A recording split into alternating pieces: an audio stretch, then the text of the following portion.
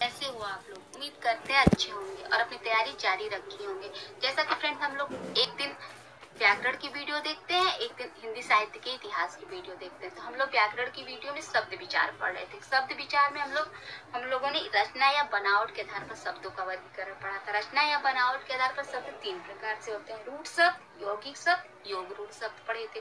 रूढ़ शब्द वे शब्द होते हैं जो शब्द परंपरा से किसी विशेष अर्थ के लिए प्रचलित हो और जिनके टुकड़े करने पर कोई अर्थ न निकले, वे सब रूढ़ कहलाते हैं। जैसे पेड़, कल, पशु, आदमी, आदमी इत्यादि, ये सब रूढ़ शब्द के उदाहरण है।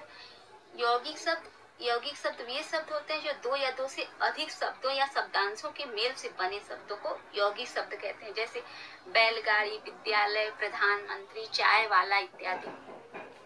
योग रूढ़ शब्द वे शब्द होते हैं जो शब्द दो या दो से अधिक शब्दों या शब्दांशों के मेल से बने हों पर किसी विशेष अर्थ को दर्शाते हों, वे योग रूढ़ शब्द कहलाते हैं। जैसे दशानन,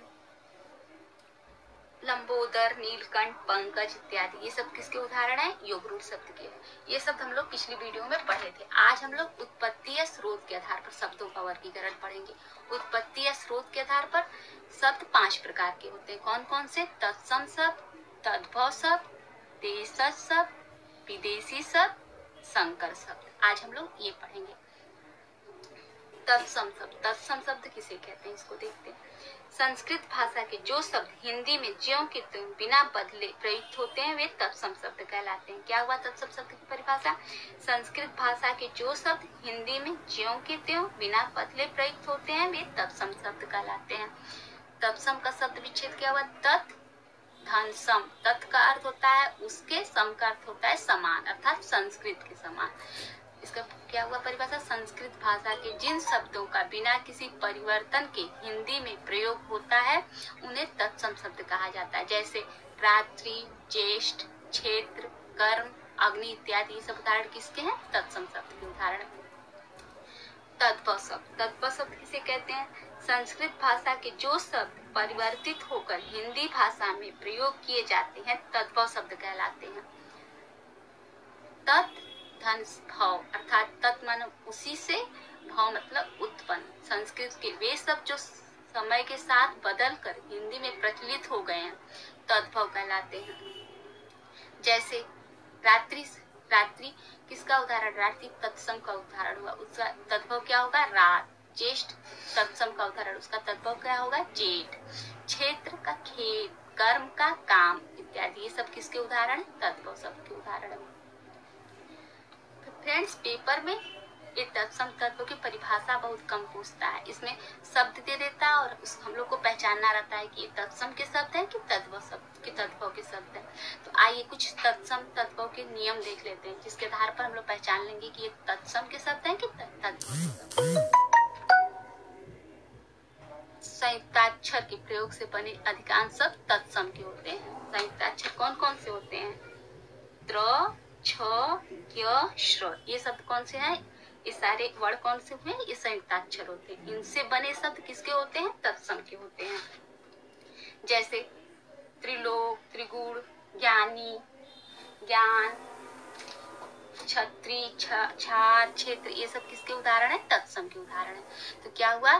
संयुक्ताक्षर के प्रयोग से बने शब्द तत्सम के होते हैं। जैसे छत्री, छार, क्षेत्र, त्रिशूल, त्रिलोक, ज्ञानी, ज्ञाता आदि, ये सब तत्सम के शब्द हैं। अनुस्वार, अनुस्वार मतलब ऊपर बिंदु से बने शब्द सदा तत्सम के होते हैं। जैसे पंचम, बंधन, ये सब किसके उदाहरण हो गए? ये सब तत्सम के उदाहरण हो गए। तो क्या हुआ? अनुस्वार से बने शब्द सदा तत्सम के होते हैं। अंग मतलब अनुस्वार, जैसे ऊपर बिंदु लगी होती है, री का प्रयोग कर बनाया गया शब्द सदा तत्सम के होते हैं। री यानी ऋषि का प्रयोग से बना शब्द किसके होते हैं? तत्सम के होते हैं। जैसे ऋषि, पेड़, ऋतु, ये सब किसके उदाहरण है? ये सब तत्सम के उदाहरण है। तो क्या हुआ इसका?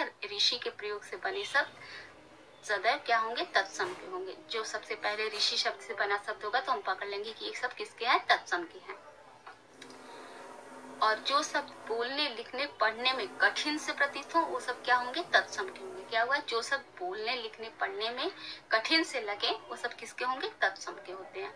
इसी प्रकार से ये तद्भव के कुछ नियम देखते हैं। ड ढ जिसे ताड़नजात व्यंजन या उच्छिष्ट व्यंजन भी कहते हैं, इनके प्रयोग से बने शब्द तत्सम के नहीं होते, अर्थात तद्भव के होते हैं। ड ढ के प्रयोग से बने शब्द किसके होंगे, तत्सम के नहीं होंगे, तद्भव के होंगे, याद रखेंगे। अनुनासिक, अनुनासिक यानी जिसके ऊपर चंद्र बिंदु लगा हो के प्रयोग से बने शब्द तद्भव के होते हैं। जैसे पांच, पंचम, पंचम अनुस्वार का होगा उसका पांच, बंधन का बांधना जिसके ऊपर चंद्र बिंदु लगा के लिखेंगे उससे शब्द बने शब्द क्या होंगे, तद्भव के होंगे। और अनुनासिक क्या होता है, प्रत्येक वर्ण का पंचम रूप अनुनासिक होता है। और व के शब्द क्या होते हैं, तत्सम के होते हैं। अब ब के शब्द हमेशा तद्भव के होते हैं। जैसे वृद्ध, वृद्ध किसका उदाहरण हुआ, वृद्ध तत्सम का उदाहरण हुआ और इसका तद्भव क्या बनेगा, बुढ़ा बनेगा। इसी तरह व्यथा, व्यथा किसका उदाहरण हुआ, तत्सम का हुआ, इसका तद्भव क्या बनेगा, बिथा। वर्ण, वर्ण किसका उदाहरण हुआ, व से बना हुआ है तो किसका उदाहरण हुआ, तत्सम का, और इसका तद्भव बनेगा तो वरण हो जाएगा। वर्षा, वर्षा व से बना तो इसका किसका उदाहरण हुआ, तत्सम का। और बरसात, बरसात किसका उदाहरण हो जाएगा, तद्भव का हो जाएगा। जो शब्द सरल हो अर्थात बोलने पढ़ने लिखने में सरल से प्रतीत हो वो क्या होते हैं, वो तद्भव कहलाते हैं। क्या हुआ, जो शब्द बोलने लिखने में सरल से लगे तो उसको हम क्या कहेंगे, तद्भव कहलाएगा। अब आइए अब देशज शब्द को समझते हैं। देशज शब्द किसे कहते हैं, वे शब्द जो क्षेत्रीय प्रभाव से आवश्यकता अनुसार निर्मित होकर प्रचलित हो गए हैं देशज शब्द कहलाते हैं। देशज शब्द का अर्थ है देश से उत्पन्न इन शब्दों का जो संस्कृत या कोई विदेशी भाषा नहीं है, अपितु इन शब्दों का जन्म और विकास साधारण जन समाज की बोलचाल से हुआ है।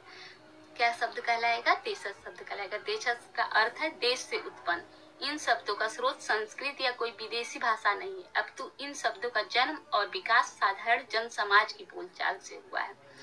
ये शब्द क्या कहलाएंगे, देशज शब्द कहलाएंगे। जैसे पगड़ी, झाड़ू, डिबिया, झुग्गी, जूता, खिड़की, ये सब किसके उदाहरण हो गए, ये सब देशज के उदाहरण हो गए। आइए अब देखते हैं विदेशी शब्द किसे कहते हैं। समय समय पर भारत में अनेक जातियां आई जो अपने साथ अपनी अपनी भाषाएं लाई। उनके प्रभाव से हिंदी शब्द भंडार में अनेक विदेशी भाषाओं के शब्द आ गए। ऐसे शब्द विदेशी शब्द कहे जाते हैं। हिंदी पर अनेक भाषाओं का प्रभाव है। हिंदी में अंग्रेजी, अरबी, फारसी, चीनी, पुर्तगाली, फ्रांसीसी आदि भाषाओं के जो शब्द प्रचलित हो गए हैं वे विदेशी शब्द कहलाते हैं। जैसे डॉक्टर, स्टेशन, कानून, जहाज, चाय, टायर, टाई, टेलीफोन, ये शब्द क्या हो गए, ये सब विदेशी शब्द के उदाहरण हो गए। संकर शब्द, संकर शब्द किसे कहते हैं, इसको देखते हैं। हिंदी में दो भाषाओं के शब्दों के मेल से बने शब्द में भी मिलते हैं जिन्हें संकर शब्द कहा जाता है। क्या हुआ इसकी परिभाषा, दो भिन्न भाषाओं के शब्दों को मिलाकर जो नया शब्द बनता है उसे संकर शब्द कहते हैं। जैसे सजावट, कच्छ, सजावट हिंदी का शब्द हो गया, कच्छ संस्कृत का शब्द हो गया, तो ये किसका उदाहरण हुआ, ये संकर शब्द का उदाहरण हुआ। मांग, पत्र, मांग हिंदी का शब्द हो गया, पत्र संस्कृत का शब्द हो गया, तो किसका उदाहरण हो गया, संकर शब्द का उदाहरण हो गया। वर्ष, गांठ, वर्ष संस्कृत का शब्द हो गया, गांठ हिंदी का शब्द हो गया। बेसमझ, बे अरबी का शब्द हो गया, समझ हिंदी का शब्द हो गया, तो किसका उदाहरण हो गया, संकर शब्द का उदाहरण हो गया। रेलगाड़ी, रेल अंग्रेजी का शब्द है, गाड़ी हिंदी का शब्द है। टिकट, घर, टिकट अंग्रेजी का शब्द हो गया और घर हिंदी का शब्द हो गया। इसी तरह रेल, यात्रा, रेल अंग्रेजी का शब्द हो गया, यात्रा संस्कृत का शब्द हो गया, तो किसका उदाहरण बन गया, ये सब संकर शब्द के उदाहरण है। फ्रेंड्स, अब कल अर्थ के आधार पर एकार्थी शब्द, अनेकार्थी शब्द, पर्यायवाची शब्द, विलोम शब्द को पढ़ा जाएगा। अगर ये वीडियो अच्छी लगी हो तो लाइक, सब्सक्राइब और अपने दोस्तों में शेयर करें।